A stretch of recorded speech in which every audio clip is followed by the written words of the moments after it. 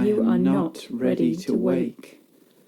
No hounds at my feet, but I hear the breeze chasing through the undergrowth. No steed under her, but the fleet dance of my own strong hooves. No hunting horn at my hip, but bold horns that from my head frame the shade of some mighty oak. How can I see her when she has not yet, not quite yet, caught me? How, when I dare not glance back, dare not take your eyes off the trackless path, for every twig and rock seeks to cast me helplessly down. I perceive her with every sense I had tried to subdue. Every chamber in my head I had ever sought to drown in litanies of comfort is now framed by ice-cold truth.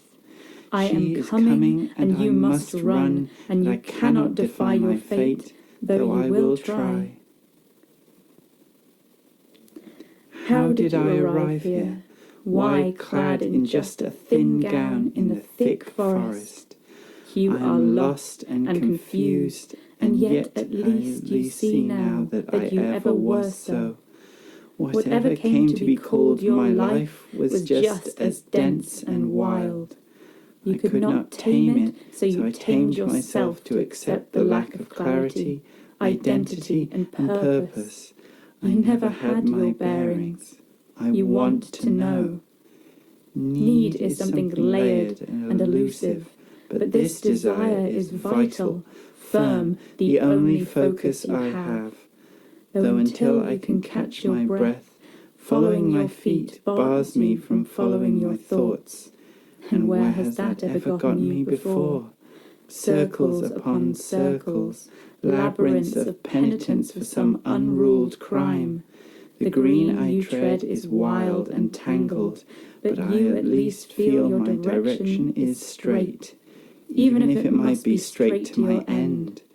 Does an arrow rest upon the wind as it flies, undisturbed before the target? Why do I begin to feel tranquil, even as my life crests and your feet crash? Now the wilderness seems wilder still, as if you have stumbled into the periphery of your vision. Things blur, glint, drift. Colours unfasten and bloom into palettes that speak of sweet fruits or diabolical poison. Constellations of lambent fungi glitter like winking eyes. I leap over small streams, seemingly shallow, but something tells me they could swallow me whole, pull you deep and deeper. Perhaps this at least will hinder my pursuit, hide my scent and my tracks. Does hope remain? Plunging through bushes, you are gently tugged by leaves. Although never quite catching, you are weighed down by such friction, the effort drains. Above, too, it must be thicker, for it dims, and what light reaches me is so green I could almost hold it. It could almost hold me, or at least it might hide me. You are no longer in the forest. You are dropping. You are under.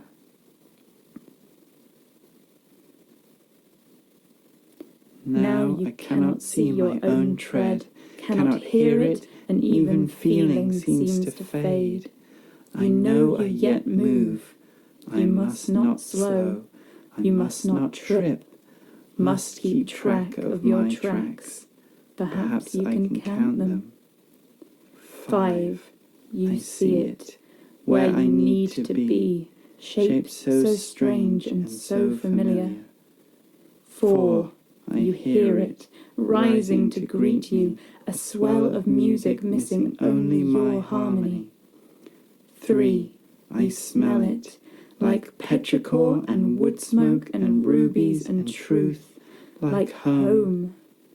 2. I taste it, a savour that nourishes, a grain of passion, a kiss of moonlight. 1.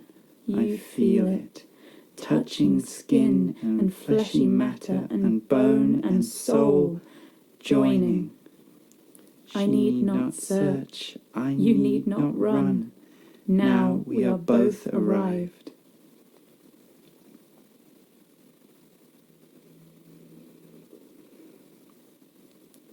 As every graceless river yet becomes the sea, your life unfurls.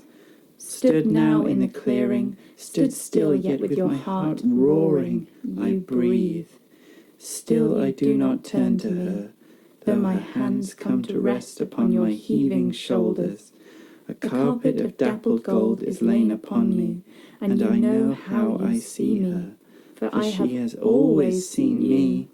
She knew my true name and how to call it, how to flush my quarry. But though the chase is over, the hunt is not yet complete. Long have you been driven through shades of seasons to this true spring. Something is actually happening to me. Everything is. Now that you have caught your breath, you are in rhythm again, but for the first time. My hands grip you harder, and I know it is time to loose this guise. My vines wrap about you, and your skin breaks, and even though it is right, it is not without bright pain.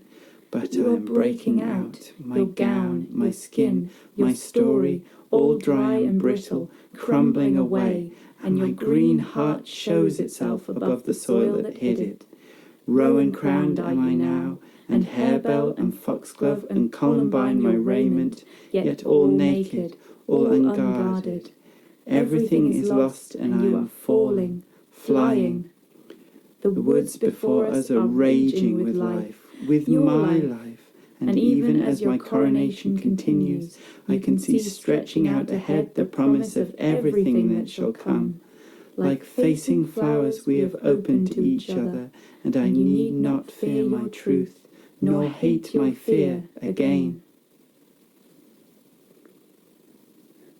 One final gift. As my hands leave your skin, you feel an iron blade at your back. And now your hunter cuts and cries, and we cry together, and all the pains of this rebirth reach a peak and fall away. The invisible umbilical, the chain that kept me safe, miserable, unbound to myself, is gone.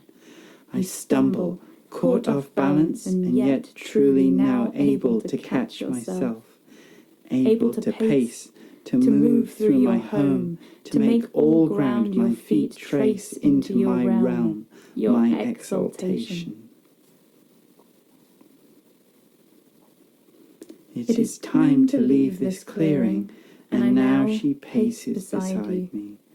I spring forth, moving again with speed, but such joy too, not a march, but a dance of life.